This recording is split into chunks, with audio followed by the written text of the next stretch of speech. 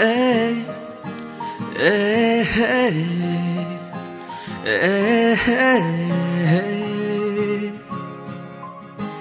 Nắng ria căng na ban thì câu hai ria cũng gọi lòng ơi căng na tình lòng ơi nắng ria căng na bukan kuna lung kau galawo pantiroy loy maksa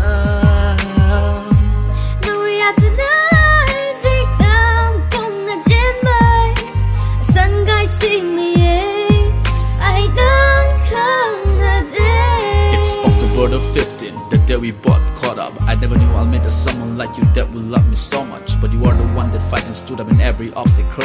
It's priceless finding a girl like you in my barren, empty life. You came into my life like a shooting shining stars. They shine my life all over again and change all those worries and pain. You turn upside down.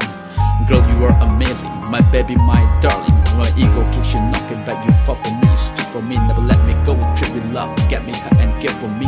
You never give up, cause my greatest stupid ego. All you do is steal from me, bearing all the pain. You stole my life, made it right, get me psyched, made it right. You are mine till the end, I love you and it's true. Girl, can't live without you, for all the hopes and dreams. Together we are beautiful, together we stand tall, yeah.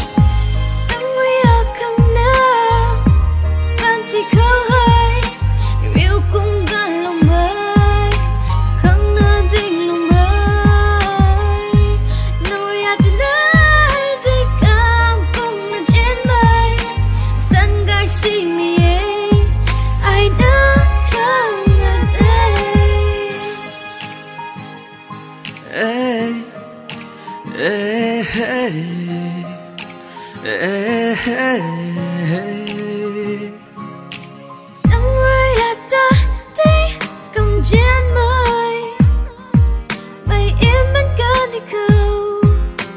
Đời ta là khi đời ba mây bom ở đủ cuối hơi. Nàng càng tí lâu như thế, nàng càng ra riêng như thế.